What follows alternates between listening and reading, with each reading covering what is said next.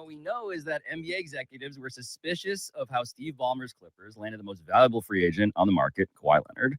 That the NBA did not find that Ballmer got Kawhi by sweetening their offer. Mm-hmm. But also that in March 2025, this celebrity-endorsed, multi-billion-dollar, allegedly fraudulent tree brokerage named Aspiration, which promises to clear your conscience and your emissions, they filed for bankruptcy. And this is where the clue is. What David's looking at with his glasses on is a bankruptcy filing, and there's a list of creditors. The entities to which Aspiration, in all of their alleged fraudulence, still owes the most money. And what I noticed is what David is noticing right now, which is that on that list of creditors, up near the top, above the Boston Red Sox, is an LLC, a tiny little company that Aspiration owes $7 million. And that LLC's name, David, is what? KL2 Aspire LLC. And what does it list there under manager or member name? Kawhi Leonard. Whose NBA jersey number, just to connect all of the dots here, happens to be what? Number 2. So then the question is, the Aspire part of KL2 Aspire LLC, right? Because, okay, he's getting all his money, millions of dollars. What I started doing was scour the internet for any mentions of Aspiration. Any appearances, tweets, quotes, Instagram posts, anything by Kawhi Leonard endorsing Aspiration. And this was hard to find, which also might seem weird, right? Because every other celebrity Aspiration gave money to was well known. There was Drake offering a statement to Rolling Stone. There was Doc Rivers, Kawhi's own head coach. Robert Downey Jr. was cutting his commercial. That was the whole point of paying the A-list Avengers. But the grand total number of times that I found Kawhi Leonard ever publicly referencing Aspiration, 0 times. Right. Kawhi Leonard mentioned Aspiration. And so what I started doing was reaching out to dozens of former Aspiration employees. A grand total of 7 of them ultimately agreed to interviews, which is also how I have exclusively obtained this signed and executed document. In consideration of the rights and benefits granted to company hereunder, the company will pay KL2, which is Kawhi, $28 million in cash during the term of this agreement. Company will pay KL2 $7 million each year of the term. That is Kawhi Leonard's autograph. I convinced one very important person who worked in the finance department of Aspiration to go on tape. And I didn't so much as discover it as I was told about it. What was your reaction? What were you told? My reaction was, what the fuck? And I was told, like, oh, these are the major contracts and the major players you really need to be aware of. And we went through a litany of, really, really top tier name contracts. And then, oh, by the way, we also have a marketing deal with Kawhi Leonard, a $28 million organic marketing sponsorship deal with Kawhi. And that if I had any questions about it, essentially don't, because it was to circumvent the salary cap, LOL. There was lots of LOL when things were shared. Did you ever see proof of Kawhi Leonard marketing or endorsing Aspiration in any way? Never, not once. The single largest payment to an individual for marketing that Aspiration ever made has completely evaded all press. It's honestly incredible. Nothing. He didn't have to do anything. In other words, Kawhi Leonard got from Aspiration a $28 million no-show job. Yeah, it's amazing. I'm honestly so jealous. So jealous. I mean, he's got the dream. Like, it's within my beliefs to be paid $28 million and do absolutely all as well. The Clippers, however, provided a statement on behalf of the organization and owner Steve Ballmer, which reads in part, quote, "Neither Mr. Ballmer nor the Clippers circumvented the salary cap or engaged in any misconduct related to Aspiration. Any contrary assertion is provably false." End quote. So I'm glad you guys got to see that and hear that, because wow, what a story this is going to turn into be. And it's not going to go away anytime soon, because people are going to dig into this a little bit more, but it is interesting to hear the findings. So first of all, I'm going to drop a bomb first. Torre, damn it, for opening up this story. And I do want to mention that since this was dropped earlier today, Sham Charania, which I am reading here on X, did report this at 3:50 p.m. NBA spokesman Mike Bass tells ESPN, "We are aware of this morning's media report regarding the LA Clippers and are commencing an investigation." So this thing is going to be investigated, and it should be. It should be, because I mean, at this point, the NBA has no choice but to investigate this to see what the hell is going on here. And did the LA Clippers try to circumvent the salary cap to give Kawhi close to another $30 million? Because that is a huge incentive to continue to play for the LA Clippers if it is, right? And when you think about some of the reports that we have seen in regards to, remember Jonte Porter for the Toronto Raptors and some other players, but he was the biggest one that we have seen so far in regards to cheating and the gambling and all that kind of stuff. Look at the way that they reacted towards gambling in regards to pretty much cheating, right? And getting money for themselves and all that kind of stuff.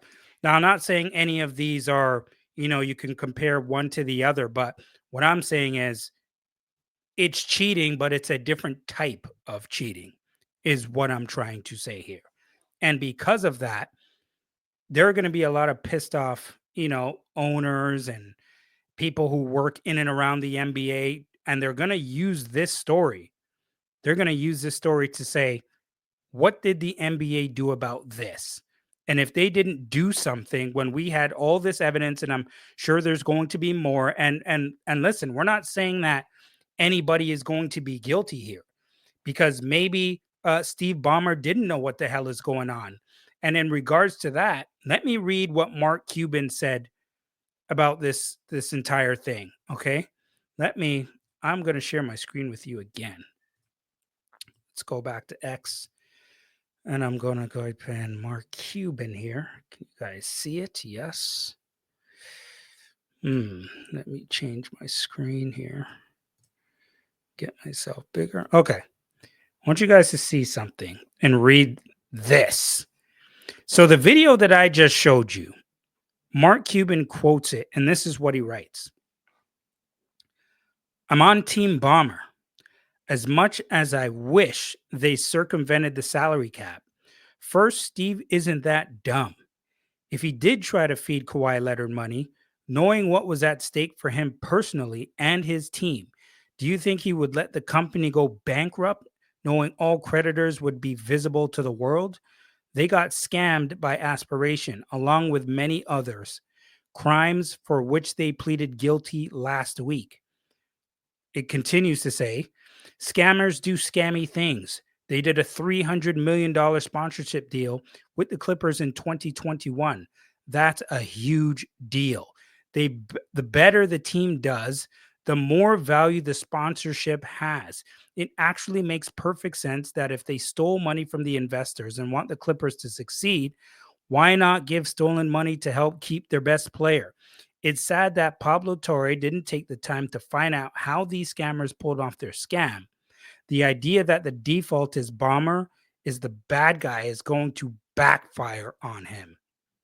Really? What's happening over here during whole season? I've been holding it back. It's a complete crap. I'm not buying that. I am not buying that, Mark Cuban, because I'm pretty sure Steve Ballmer knew what the hell was going on, but there's going to be no way to prove that at this point. So, you know what? I guess it's my word against yours, and his word is going to say he didn't know a damn thing that was going on. But at the end of the day, what it does do is that it gives Kawhi Leonard an extra $30 million so they can circumvent the salary cap. That is the main word, circumvent, that everybody keeps using here. It gives Kawhi Leonard close to $30 million of extra money that he was being paid from Aspiration, which looks like it was all, put together as a sneaky scheme, right? It's This is completely BS. This is shame. Shame for the referees, shame for the league to allow this. I mean, listen, I'm not gonna lie, it is smart. It is smart. I will give it to them. But at the end of the day, it still does give your team an unfair advantage if you find an extra $30 million to give to the guy. It really does. And you can't ignore this. You can't ignore this because it's not like Kawhi Leonard's name wasn't signed on papers. You can't just throw that out the window. His name is on the damn documents. And on top of that, they're familiar with the company. They did a $300 million deal with them, a sponsorship deal in 2021. I don't know. It seems pretty fishy. It seems pretty fishy. How do you do that? How do you do that? What the hell is going on? I have no idea, Stephen A. Smith. I have no idea. But I do know that this is not going to be the last that we hear about this story. It's not going to be the last that we hear about this story. It ain't going to be going away. It is interesting. And there's going to be a lot of explaining to do here. A lot of explaining. And you know what's funny before I close out this podcast? This brings me back to this because I still wonder about this. What really happened with Luka Doncic going to the Lakers? Because if teams are pulling stuff like this, and we don't know, right? It seems fishy. See, my hands are up like this. This means we don't know what happened here. We don't know. But it seems fishy. What really happened with Dallas, the Lakers, Nico Harrison, businesses affiliated to the Lakers?